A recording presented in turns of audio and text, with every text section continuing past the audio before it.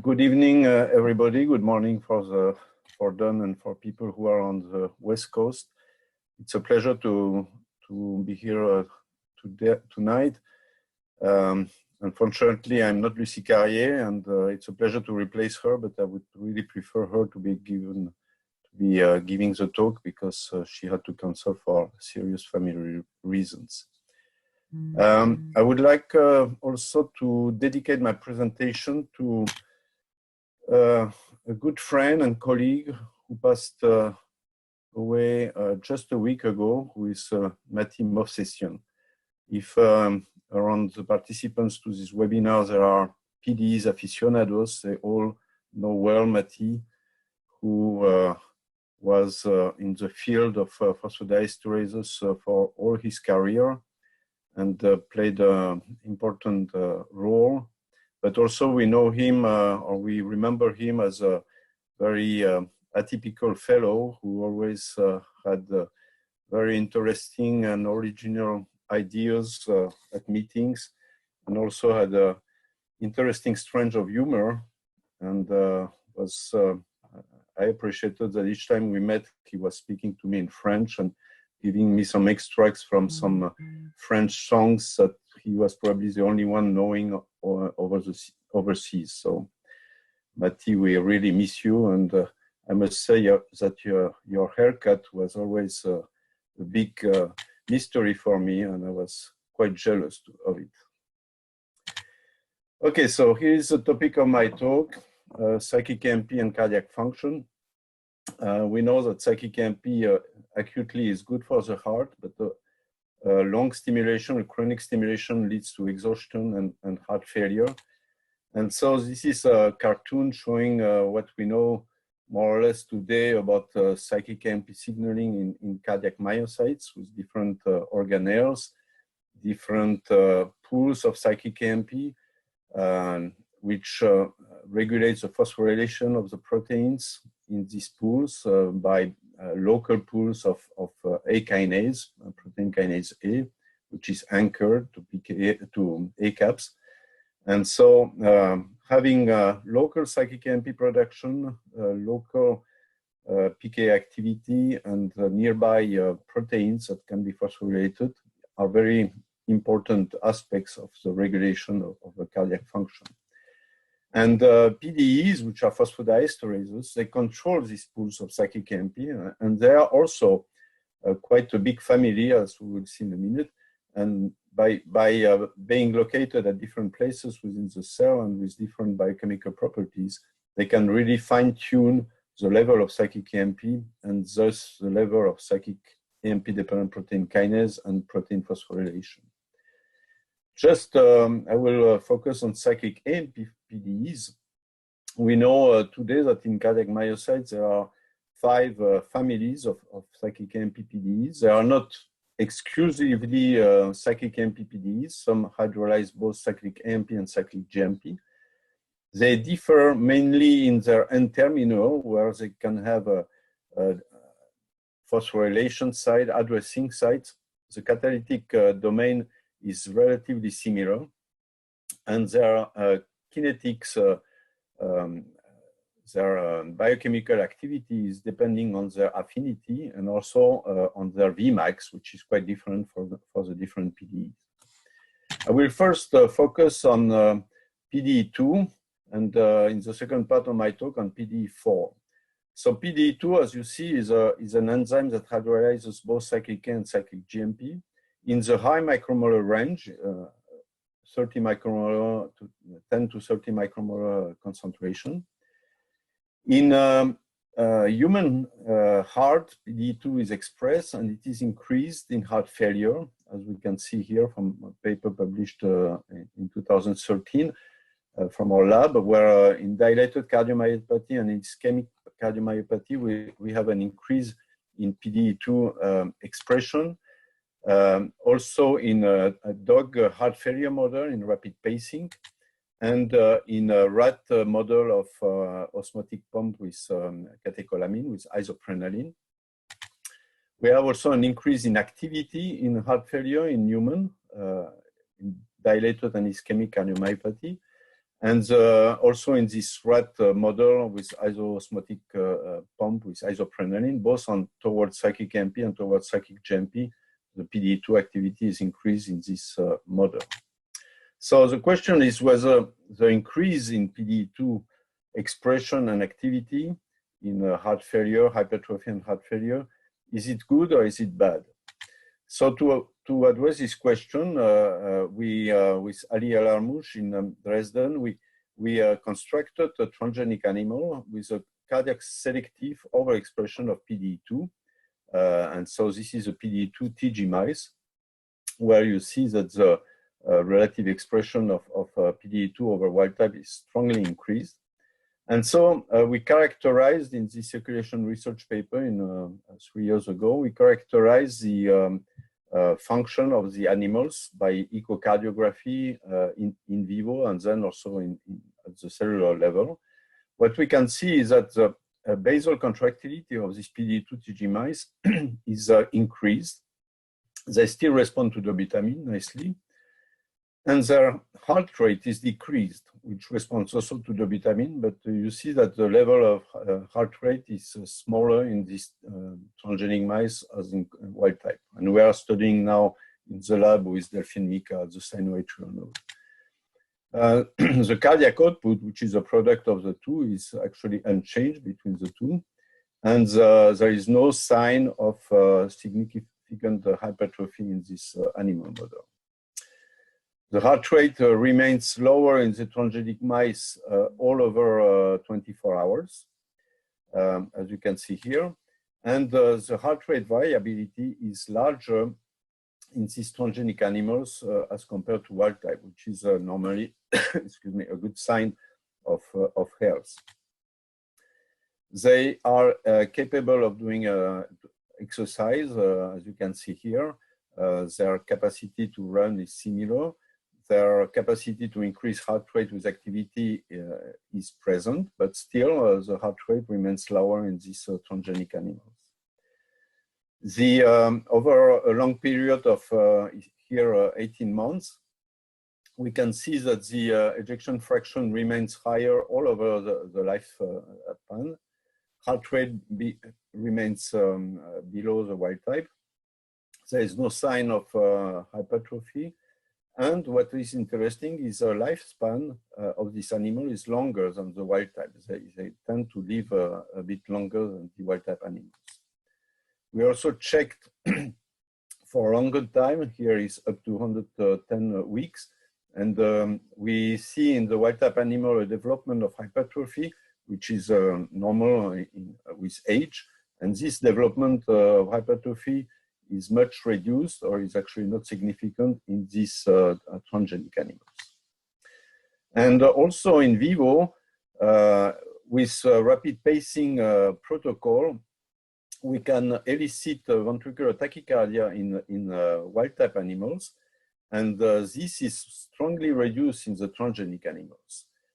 And we see that the number of animals with tachycardia is also strongly diminished. So overexpression of PDE2 in this mouse model appears to be protective. And so we think that the increase in cardiac PDE2 in the pathological models in human, in pathological animal models and in human heart failure settings is rather protective. So the question now is, can we further enhance PDE2 activity in heart?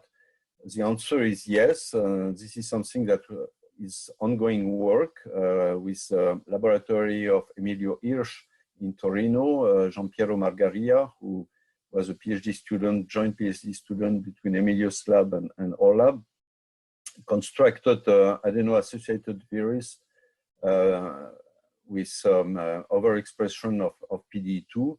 And we are in the process of testing how increasing, rather than in a transgenic model, how increasing the activity of PDE2 in adult mice, either in control condition or in pathological models, has impact on cardiac function.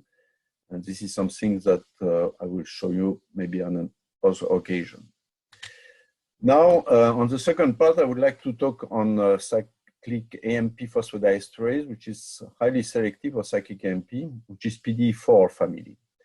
You see that the affinity is much higher than the affinity of PDE2 for cyclic Emp. It's at least 10 times higher, and it is highly selective of cyclic Emp. It has many splice variants, many genes. Actually, there are 4 genes, A, B, C, D, and there are many splice variants in each gene. Several years ago, with Daniela Abijarges, during her PhD thesis, we measured the activity of PDE4 and different isoforms of PDE4, as you can see here, or total PDE4, as you can see here, in hypertrophy, in a rat model of hypertrophy. And you have here a comparison with sham and the hypertrophic animals. And both PDE3, PDE4 are decreased in these settings. This leads to a decrease in the total PDE activity. And if we look at PDE4, the 3 genes which are expressed in hearts are PDE4A, B, and D. And for A and B, there was a significant decrease, not so much for D.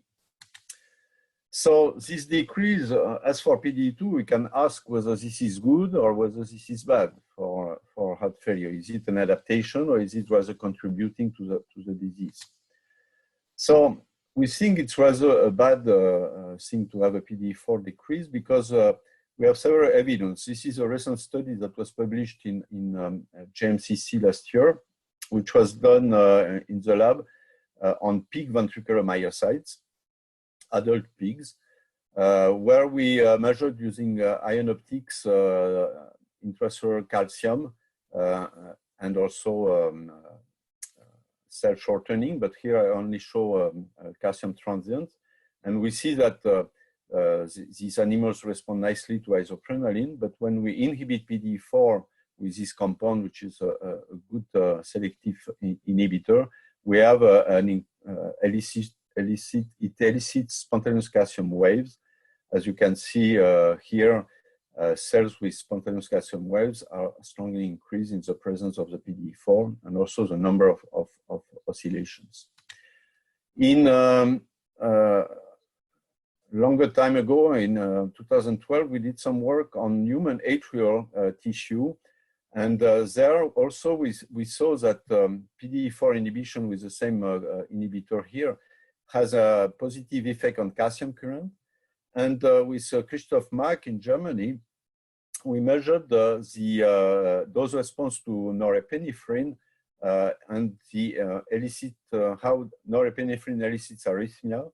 And we see that when we increase the dose of norepinephrine, we have development of spontaneous activity in this atrial tissue. This is whole tissue, I mean whole atrial fibers.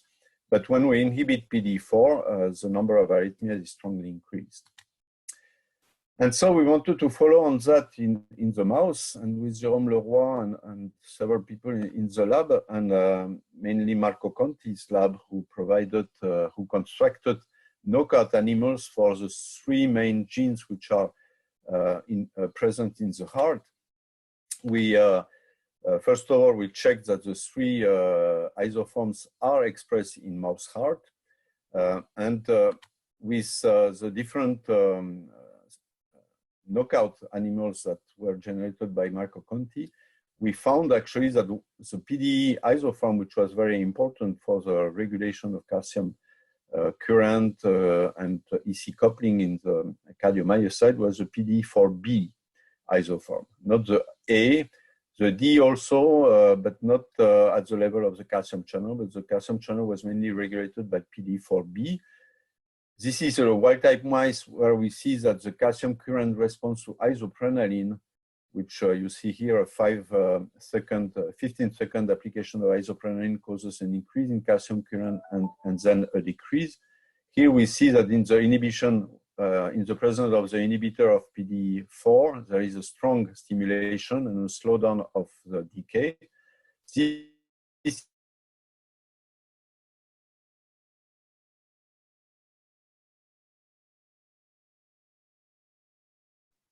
So we seem to have a bit of a pause.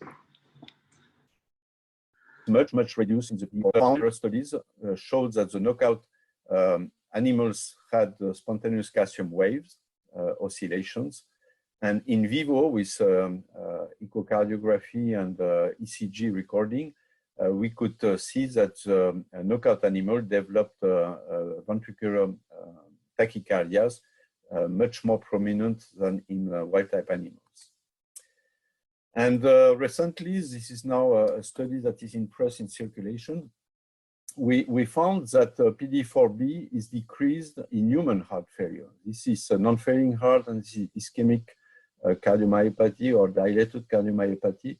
And the level of expression of PDE4B in these two pathological situations is strongly decreased. So we think that based on the data in animal models, in human atrium, and also with inhibitors on big animals, on big mammals like pig, we think that the decrease in cardiac PDE4 is rather deleterious. So the question is, could we increase PDE4 activity in heart, and what happens if we do so? So we constructed a transgenic mouse with, this was a project that was really led by Grégoire Van de Castel in the lab. A transgenic mouse which overexpress PDE4B in the heart, selectively in the heart. And actually, there are two mice that were generated. One that we call TG15, because the level of expression is increased 15-fold, not at the mRNA level, but at the activity. This is enzymatic activity. This is the mRNA level, and this is Western blot expression. And so we have this mouse with a strong increase in PDE4 activity, which leads to a reduction, actually not that much, but a reduction of basal cyclic Emp levels in these mice. And so in this TG15, we did in vivo recordings of cardiac function, and we found first that there was a decrease in fractional shortening. So cardiac function is depressed here at the basal level. Heart rate is not changed. Left ventricular inner diameter at diastole is not significantly changed. Slight hypertrophy, but not significant. But on anatomy measurements, when we measure on tibial ends, halfway to tibial ends, there is a significant small hypertrophy. No change in the lung weight. Reduction in phosphorylation of phospholamban at the serine and threonine site. Reduction of phosphorylation of troponin I and of myosin binding protein C. So activation of the PDE4B has impact on the cyclic Emp signaling, and this leads to some reduction in the basal contraction. If we look at the TG50 line, which is the second line that was generated, where PDE activity is increased 50-fold compared to wild type, here we see a much more pronounced reduction of cardiac contractility. Fractional shortening is strongly reduced. And inner left ventricular inner diameter at diastole is significantly increased. Here, heart rate has a tendency to be decreased. Strong hypertrophy, heart rate to body weight ratio, also on tibial ends, and a small but not significant lung weight increase. And if we look over a long time, here it's up to 70 weeks of age, we see that the TG50, which is in red here, compared to the TG15, which is in black, shows a worse prognosis or worse development during lifespan as the wild type or the TG15. The TG15, you have here the inner ventricular inner diameter or the hypertrophy. You see the small hypertrophy that was seen at the early stages is actually disappears over age. There is a small hypertrophy of the wild type, but not at all in the PDE4B TG15, whereas the TG50 goes with a big hypertrophy, with a big increase in internal ventricular diameter, with a big decrease in fractional shortening with strong hypertrophy and with a shorter lifespan compared to to wild type or to TG15. So there is a dosage in the level of increase of PDE4, which has to be taken into account in order to see if increasing PDE4 is good or bad. So we focused all our attention after that to the TG15 to see how the animals were behaving in more detail. Here you see the basal situation with a reduction in fractional shortening in these animals. They still respond to isoprenaline, less than the wild type animal, but still nicely. Heart rate response to isoprenaline, slightly less than the control animals. In isolated perfused heart, in Langendorf situation, the developed pressure of these animals is not different on the basal condition, but the dose response curve to isoprenaline is shifted to the right with an increase in the EC50 to ISO. So they are less sensitive to isoprenaline than the wild type animals. Heart rate is not changed here. And at the cellular level, this is on isolated myocytes from adult mouse hearts from either wild type or TG15 mice. You have here a measurement of cyclic AMP using the FRET-based probe constructed around the EPAC binding site. And when we apply isoprenaline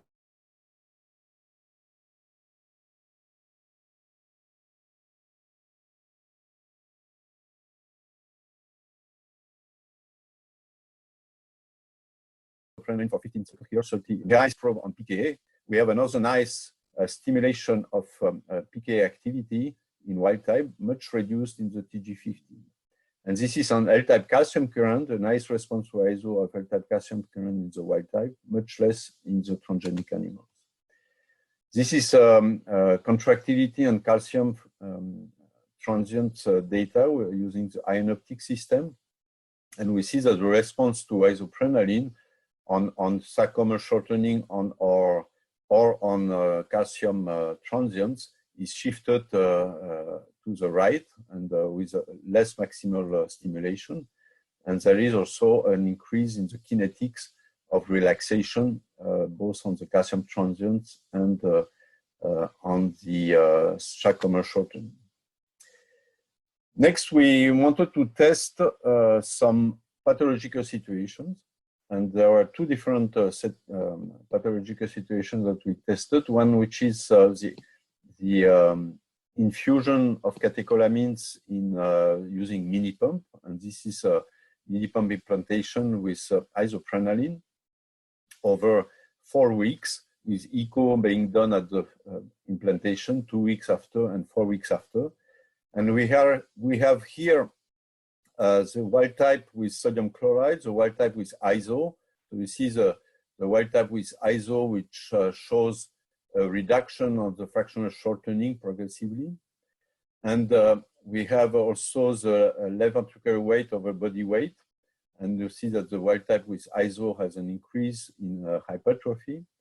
And if you look at what happens with the transgenic, which is red with squares, the transgenic fractional shortening is not depressed. It's increased actually at 2 weeks and goes back to control. So we don't have the depression that we see here. And we don't have the hypertrophy that we see in the wild type animals. And also very interesting is that we checked that whether these animals differed in the development of fibrosis. You see here a picture in the wild type animal in the presence of isoprenaline, and here in the presence of isoprenaline with the PDE4B transgenic 15 mouse, and you see that there is a strong reduction in the level of fibrosis in the TG15 compared to wild type in the presence of isoprenaline. So overexpression of PDE4B clearly protects the heart, both from cardiac depression on function, but also from development of fibrosis. And a second model that we tested is the the chronic ISO with gene therapy. Okay, we developed with the Torino lab, Emilio Isch and Alessandra Ghigo and Giampiero Margaria, an adeno-associated virus 9, allowing us to overexpress PDE4B in the heart, and we did the same mini pump implantation and applied 2 weeks before the ISO mini pump, AV9, either with luciferase as control or with PDE4B. And you see here that with luciferase as control in the presence of isoprenaline, we have the expected reduction in fractional shortening and development of hypertrophy and fibrosis. But when we infect the heart with this AV9 PDE4B, the reduction in fractional shortening is much reduced, the hypertrophy is much reduced, the fibrosis is much reduced, but also the apoptosis is much reduced, as you can see here. The hypertrophy, after with anatomical measurements, is slightly reduced, and the lung weight, which is significantly increased in the ISO-LUC with AV-LUC, is absent with AV-PD4B. So increasing exogenously PD4B through this AV9 approach is cardioprotective. And we tested this AV9 PD4B overexpression in the second animal model, which is a TAC, transaortic constriction. And here there was AV injection 2 days after TAC surgery. And you see here that the fractional shortening after TAC surgery in red here in the TAC-LUC is the fractional shortening is decreasing. The sham-LUC doesn't have any change. With AV9-PD4B, eventually there is no difference, but there is a delay in the development, in the reduction of the fractional shortening. On hypertrophy, there is a reduction in the level of hypertrophy, which remains even at 40 days. In fibrosis, there is a clear decrease in fibrosis and a clear decrease in apoptosis. And in hypertrophy, as you see here on the, on heart weight to body weight ratio, there is also a clear decrease in hypertrophy.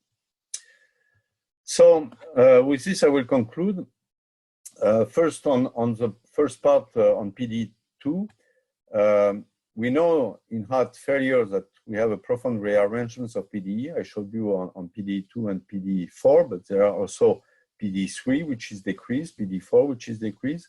PDE2 is increased, and David Cass and others show that PDE5 is increased in heart failure. Also, his recent work on PDE9. So there is a rearrangement of all the machinery for cyclic MP and cyclic GMP degradation. An increase in PDE2 reduces beta response and is cardioprotective. This is what we believe from our studies. PDE2 overexpression reduces the proarrhythmic and hypertrophic response to catecholamines. Its overexpression also reduces heart rate and increases lifespan. AV9 mediated cardiac overexpression of PDE2, I didn't show you really the data, but you have to believe me on this, has protective effect on pressure overload by preserving heart function and partially preventing its remodeling process. On PDE4, we have shown that the decrease in PDE4 potentiates beta-adrenergic evoked inotropic effects, but also leads to proarrhythmic events. Cardiac overexpression of PDE4 in mice resulting in 15-fold increase in cyclic MP hydrolysis, this is a TG15, decreases cardiac protection, but also protects against the cardiotoxic effect of chronic beta stimulation. However, TG mice with 50-fold increase undergo maladaptive remodeling. Cardiac PDE4B gene transfer with AV9 results in a significantly lower increase in cardiac 4B, and this protects against cardiac chronic catecholamine stimulation and transaortic constriction without depressing cardiac basal function, which is very important. So we think that a moderate increase in cardiac PDE4B, of course not a 50-fold increase, 15 is already predictive, and with AV9 we are more in the more reasonable range. A moderate increase in cardiac 4B is beneficial to counteract the detrimental effect of excessive sympathetic system activation in heart failure. And this is a strategy that obviously, sorry, I went too fast.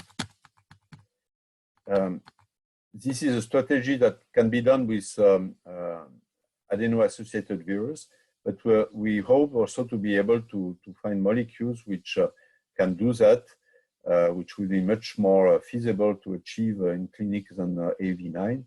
And Miles Housley, Dave Henderson at Mironid in Glasgow have published a couple of years ago in PNAS the discovery of small molecules with PDE4 activating properties. And this may turn out to be also a way to go.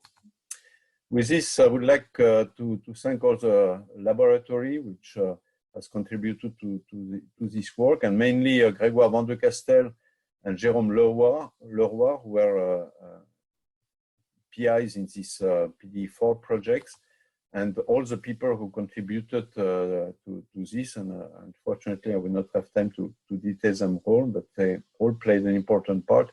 I will just mention Aurélia Boursier and Sarah Karam, who are the two first authors with Jean-Pierre Margaria on the circulation paper, which is now in press. And collaboration for the platforms, Emilio Hirsch and Alessandra Gigo's lab in Torino, Flavien Charpentier in Nantes for the in vivo, with Agnès Yvonnette for the in vivo recording ECG, and for supply of heart tissue in Jean-Baptiste Michel and Jalny Samuel, and the sponsors. And with this, thank you very much. Well, thank you. Thank you, Rodolfo. That's amazing. Don, I think we can unmute now. And Rodolfo, if you could just stop sharing your screen, and I will, well, leave you to go through the questions. There's lots of questions, and feel is the screen okay now? Answer them. Yes, absolutely. Yeah. So, maybe. Can I jump in before we have Rodolphe, so he can start reading those questions a little bit as I ask my question, which is a broad one. I mean, the PDE4B adeno-associated virus was a very nice experiment, and I guess I'm wondering too whether you have measured the activity levels of PDE4B in the tissue from those AAVs to find out how that does really compare to the TG15 overexpression,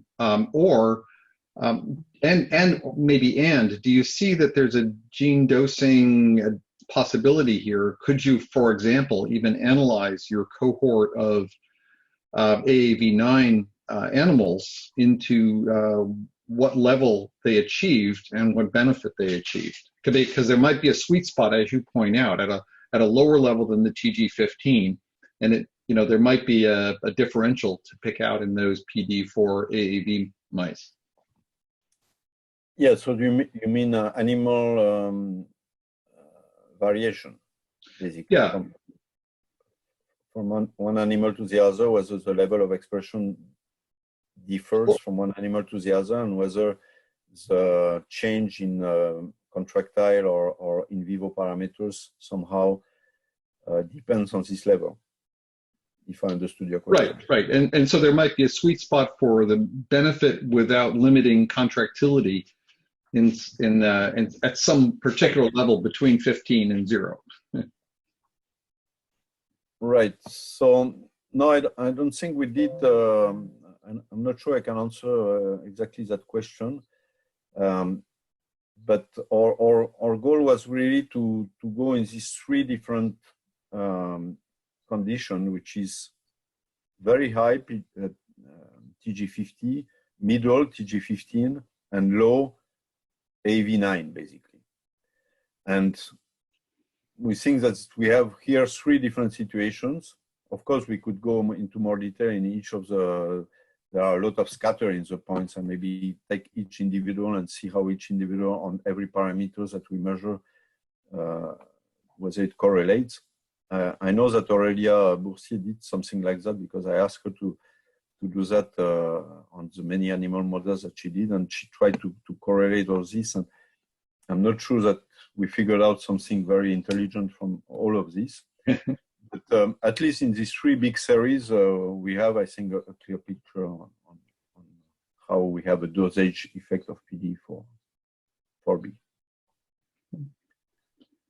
Go to some of the QAs. Okay, so there are many questions. So the first one is Alicia Mattiazzi. Hi, Alicia. Have you looked at the basal contractility in PDU overexpressing myocytes at constant heart rate? So basal contractility in single myocytes is always a difficult issue because we measure with ion optics, they are not loaded cells, so it's not really contractility. But I can answer maybe on Langendorf isolated heart from the PDE2 transgenic animals, and the basal contractility in Langendorf on spontaneous stimulation, spontaneous beating is increased, and the heart rate is decreased. But if we do constant heart rate, which is exactly your question, if we stimulate the transgenic animals at the same heart rate as the wild type, then contractility is no different. So basically, the increase in basal heart rate in the transgenic animals, we think is due to the reduced, the increase in contractility on the transgenic animals is a consequence of the reduction in the heart rate. I hope this answers your question. Daniel Johnson, just wondering if you have looked at beta-adrenergic receptor expression in the PDE2 mouse and or circulating catecholamines.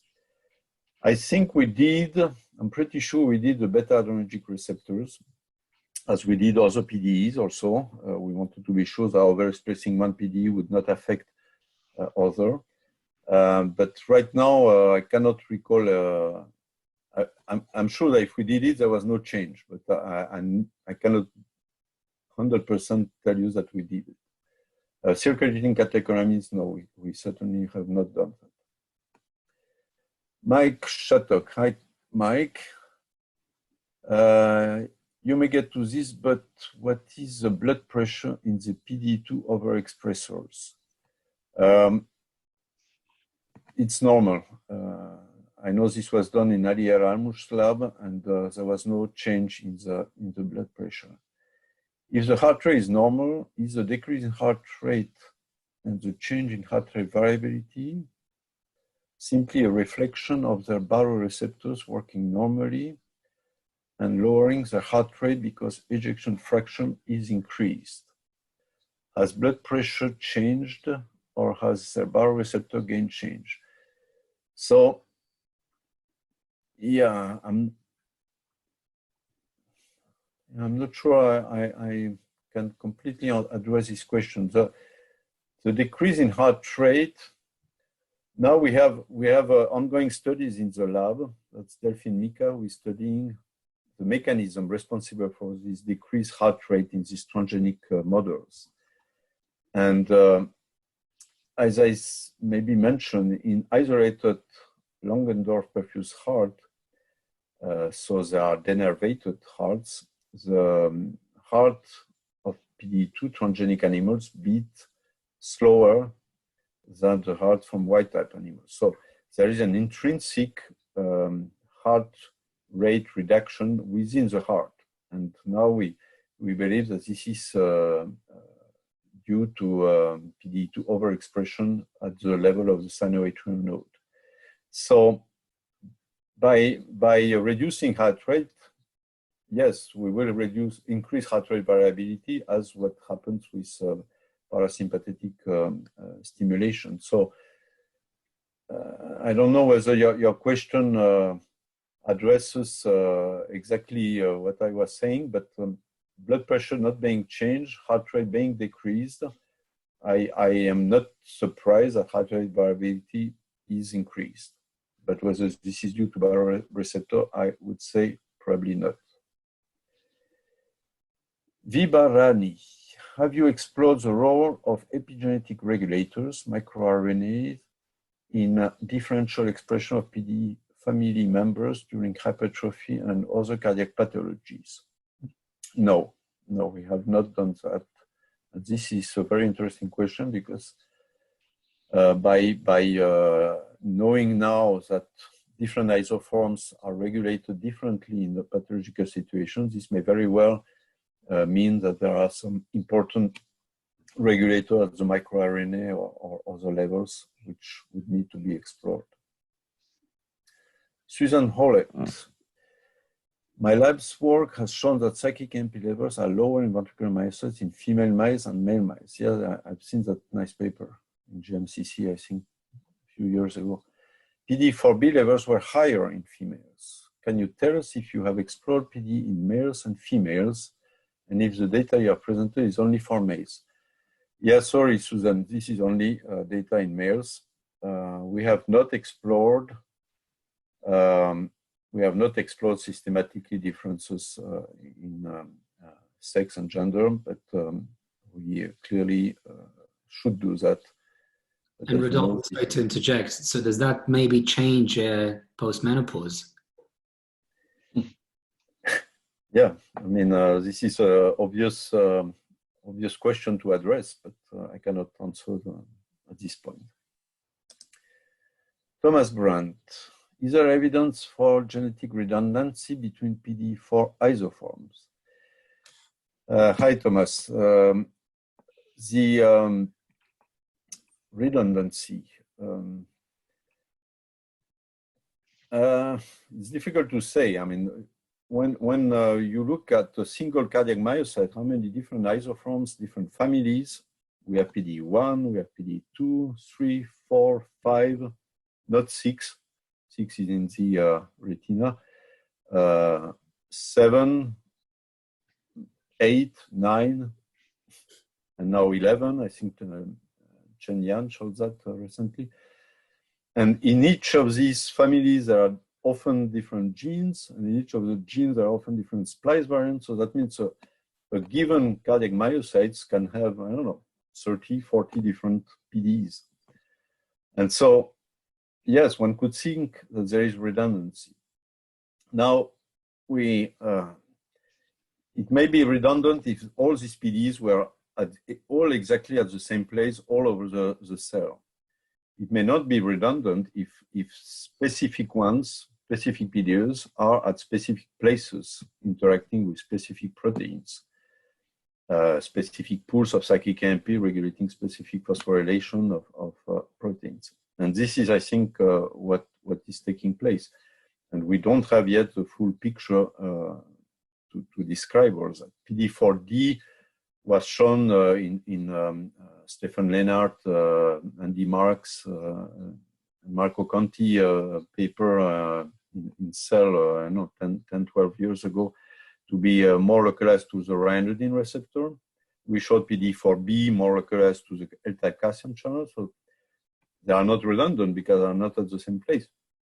Yet they have similar catalytic activity, similar biochemical activity.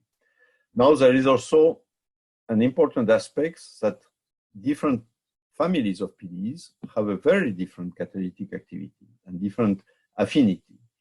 So if you take PDE2 and PDE4, PDE2 has a low affinity for cyclic A and cyclic G. So it will start hydrolyzed when cyclic A, cyclic G gets really high. And so this is probably why when we overexpress PDE2, we do not affect so much the whole heart. We actually are, this is beneficial to the heart, whatever the concentration of PDE2 is present, because it will only chew cyclic AMP when it becomes really at high level. Whereas when we do the same with PDE4B, which has a much higher affinity for cyclic AMP, it will start hydrolyzing cyclic AMP like hell when cyclic AMP is in the low micromolar range. And perhaps having too much of this PDE4B reduces too much cyclic AMP. And cyclic AMP, you need it. You need to have cyclic AMP also activating pKa and phosphorylating proteins to respond to exercise, etc. So this big difference in Vmax and affinity is, I think, very important. So localization and biochemical properties. Maybe some are redundant, but certainly not all of them. Rodolfo, could I interject and ask you to comment on PDE2 localization or the PDE2A or other subtypes of PDE2 in reference to what you've talked about here?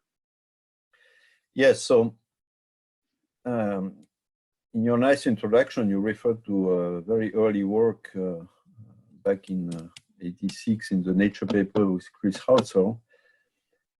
There, this was in frog cells. This was really the first evidence where cyclic GMP, cyclic MP were interacting in the cardiac myocytes. And we found that PDE2 was strongly regulating calcium channel. And this was confirmed in many other species, and including in human atrial tissues. And so PDE2 is present close to the membrane for sure. And it's very, I remember these old experiments in these frog cells where we could put in the patch pipette tens of micromolar cyclic AMP. So it was completely diffusing inside the cell. And so you could think that any PDE would not be able to get rid of that. As long as you added cyclic GMP on top of this, the calcium channel was inhibited. So that means that localization of PDE2 near the channel is very important. Whatever the concentration of cyclic AMP is in the rest of the cell doesn't matter, but the presence of PDE2 in this compartment near the calcium channel is very, very important. So it is located at the membrane. More recently, actually already 15 years ago, but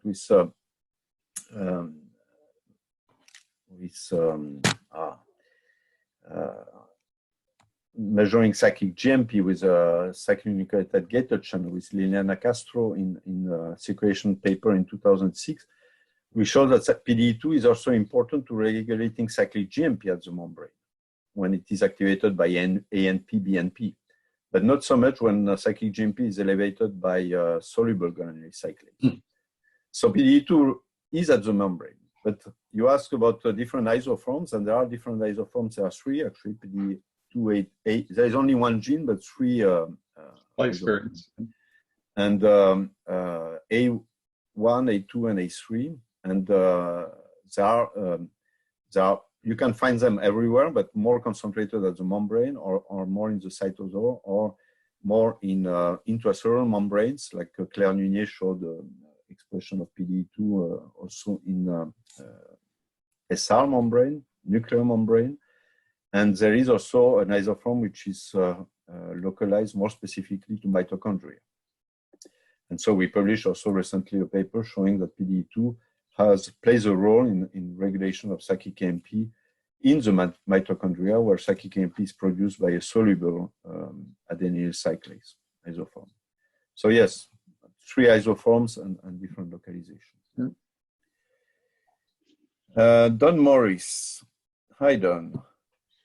In the PDE4B transgenic mice, do the overexpressed PDE4B localize normally, like endogenous, or do they pollute novel intracellular site and therefore regulate novel cyclic AMP pools? I bet that's what it's doing. I don't see why, by overexpressing, we would just increase it at the right place.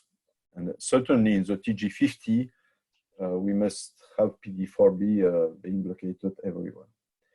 This is always a problem when you overexpress something.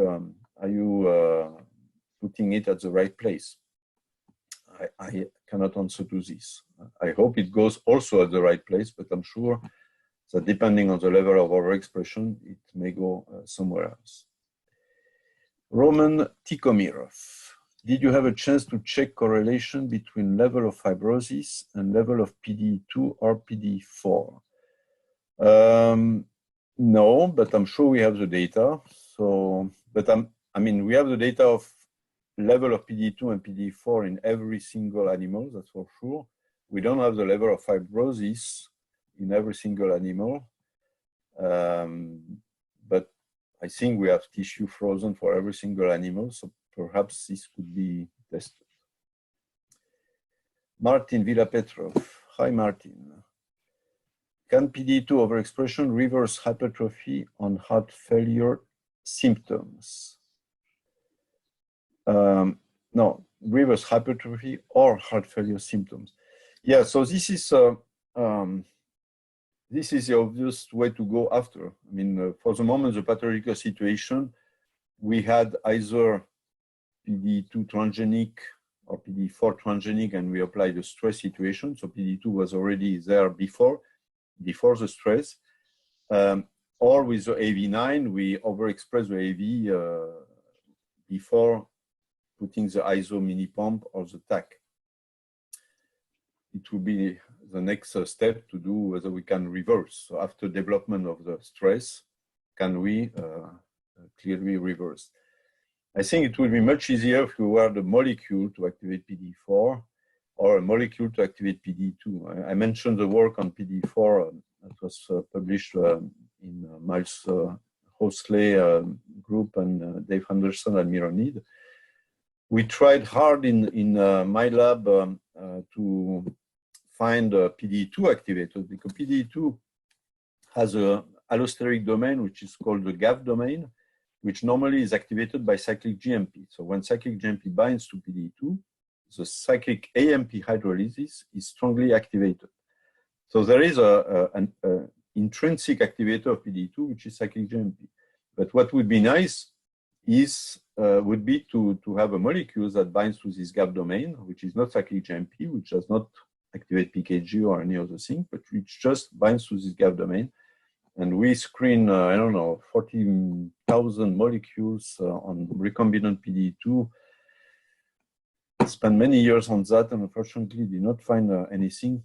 We know that activating an enzyme is always more difficult than inhibiting it, but that would be really nice. If a company would be willing to help us on that, I would be very happy.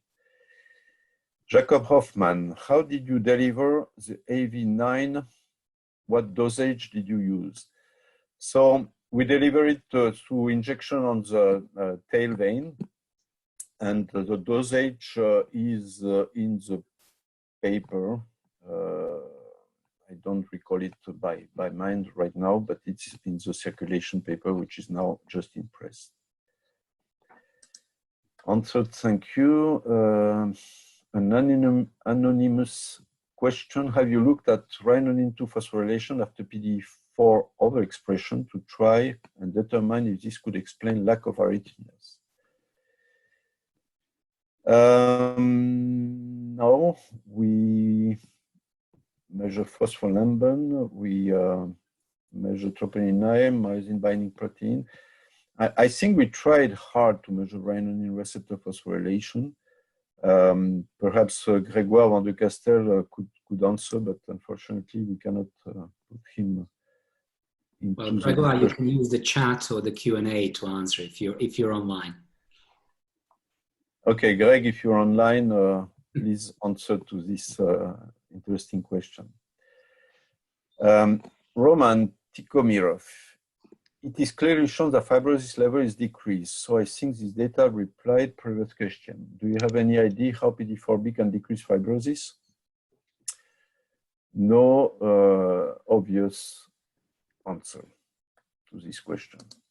I mean, a priori, the increase in PDE4 or PDE2 in the transgenic animals is cardiac selective, so it's not in the fibroblasts.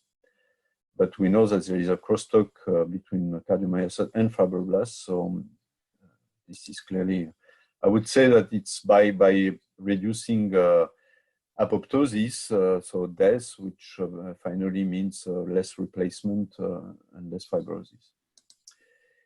Gabriele Ciattarella, can you please comment on the failure of clinical trials on PDE inhibition strategy in HFpEF? What do you think has been missed? So, specificity of PDE, cyclic MP versus cyclic GMP, 2 versus 5 versus 9. Oh, that's a lot of questions. I don't know about PDE inhibition. I mean, my talk is more on PDE activation. And I hope you got the message that I don't believe so much in PDE inhibition. at least for cyclic AMP PDEs. I think PDE inhibition and cyclic GMP PDEs may be a way to go, because cyclic GMP elevation has a clear protective effect either via PKG and I think also via PDE2, because elevating cyclic GMP will activate PDE2 and this will decrease cyclic AMP. Why it doesn't work, why PDE5 inhibitors, I guess this is the question for HFpEF, did not turn out to be working. I cannot comment on that. Rokaya Phi, is there any evidence of difference in the level of PDE2 for expression within the different chambers of a non-failing heart? There are differences. There are subtle differences. I don't know, 5-6 years ago with Daniel Johnson, who asked a question among the first, and Paul Wolders and Cristina Molina, who did the work on human atrial tissues that I mentioned. We measured chamber differences between right and weight ventricle in dog heart, and there are differences in their level of expression and in their regulation of cyclic AMP and calcium current, because we recorded this in the chambers. You have to go to look into this Jara paper a few years ago. Martin Villapetrov again, cardiac adaptation to exercise depends on cyclic AMP. Do you know the impact of PDE4 expression in this model? I think we did exercise on this transgenic PDE4. We did for sure on the PDE2 transgenic, which I showed. On the PDE4, again,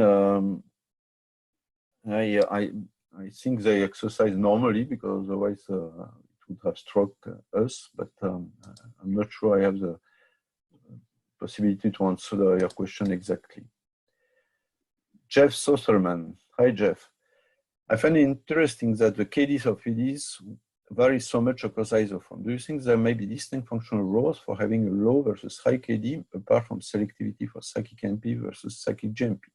Yes, I believe so. And I think that's all the thing about the difference between PDE2 and PDE4, and how the in vivo cardiac properties of the two transgenic animals are quite different. PDE2, for me, is like when you have pressure cooking, you know, you have a valve which avoids the thing to explode. And for me, PDE2 is there to hydrolyze cyclic AMP and to prevent it to overflow and to become deleterious by affecting the phosphorylation of too many proteins in the cells, rather than having the very specific localized effect. And so that's why I believe that increasing PDE2 is is protected by this way, by preventing too much cyclic AMP of being increased when you are in stress condition with catecholamines spillover, and PDE2 overexpression or activation may be really an interesting approach just for this, because of this high Vmax and low KD for cyclic AMP compared to PDE3 or PDE4, which have a much higher affinity. Jacob Hoffman, how do you think about the moderate increase in PDE4B in the AV9 mice? Is it a homogeneously moderate increase in each cell, or is it more heterogeneously between transduced cardiomyocytes having high levels and untransduced cardiomyocytes having none? Yeah, I think this reminds me one question of one of the referee for our paper. Yes, I think we have an answer to this about, let me think. I would say, at least from the single cell studies that we did by measuring cyclic AMP, ion optics, calcium channel, so calcium transient cell function, if we had some cells which were not infected and some which were much more, I think we would have seen the difference in the cell-to-cell variation by taking cells from PDE. Oh, sorry, no, this is for AAV9. Yeah, now for PDE, the cell-to-cell variability we did only in the transgenic. Now, I'm not sure I can answer exactly this, but again, maybe my collaborators would have a more precise answer to this. Carmen, hello Carmen. Carmen Desauer. Are the benefits of overexpression of PDE2 all due to lowered cyclic A, or is lowered cyclic GMP also playing a part? I would say lowering cyclic GMP would rather aggravate the situation than helping. I mean, all the literature is full of papers demonstrating cardioprotective effect of cyclic GMP in the heart, and I don't think that lowering cyclic GMP is part of the game. Although obviously by activating PDE2, there should be also some impact on cyclic GMP. But I would say mainly when cyclic A and cyclic G are present in the micromolar range of concentration, it's rather cyclic A which is hydrolyzed and cyclic G which has a much higher affinity on the GAF domain, the regulatory side, than on the catalytic domain, which activates the hydrolysis of cyclic AMP. But I see no reason why cyclic GMP would not be at all affected by overexpression of PDE2. Miles, hello. Sorry. Can I interject that there's still quite a lot of questions, so why don't you answer one or two more, and then you have the opportunity to answer a few more of them by typing answers. So those, Davor, I assume that those chat answers will also then be available to people viewing the YouTube. Is that correct? Oh, we don't hear you, Davor. Microphone. Oh, you're muted. Sorry, you can hear me now. They won't be available on YouTube because you can't see this on YouTube. We can only see the Q&A ourselves because we've opened the box. But what I can do is I can save the questions and send them around, although I can't imagine Rodolfo will want to be typing the answers to every single one. So, right. So I'm happy to do it if you want. Well, yeah, so why don't we just take the next couple of questions and then cut it there, because I think we're going over an hour by a bit now. Okay, very good. So rather than selecting the question, I would just take the two or three next ones. Miles, we're speaking about you. Hi. Very exciting.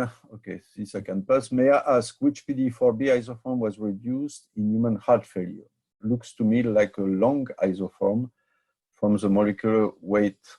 Yes, it's a long, and I forgot to mention that the PDE4B isoform, which we overexpress, is also a long isoform, which is a PDE4B3. This is a question from aficionados of PDEs, but for those who are not, PDE4B has I don't know, 8, 9, 10 different isoforms. Some are long, some are short, and some are very short. And the long ones have regulatory site, which allows them to be regulated by pKa and also by other kinases, but mainly by pKa. And so pKa, this is also a very interesting feature of this phosphodiesterase.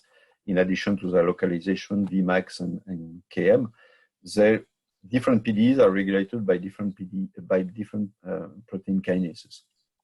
And on PDE4B long isoforms, pKa activates the hydrolytic activity. On the short and very short isoforms, pKa does not, so they lack this site. So Miles, the PDE4B isoform we overexpress is a 4B3. It's a long isoform.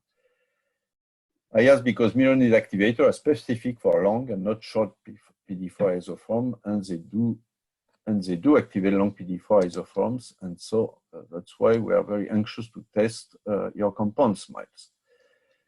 And Dave Henderson also, I think, is online. Rosanna Bassani, I was wondering on the animals with increased PDE2, have you checked their tolerance to exercise? Yes, we have, and they exercise perfectly well. What might be the mechanism for increased ejection? Well, the increased ejection for me is frequency impact. Lower heart rate has increased capacity of filling the heart and increase in ejection fraction. The cardiac output, which is a product of ejection fraction with heart rate, is not changed between the two animal models. Okay, last question. Andrew Holmes. How would we go about targeted cardiac gene therapy in humans? And have pharmacological studies with global actions been unsuccessful so far? This is a difficult question. I think the gene therapy with AAV9 have already, there's a number of clinical studies which are ongoing, quite a lot actually, after the first one, which was led by Roger Ager and his colleagues for SERCA2A. I think, yes, in the human, I think, I'm not sure if I'm right, but I think it's AV1, which is used to try to target the heart. It's never purely cardiac gene targeting.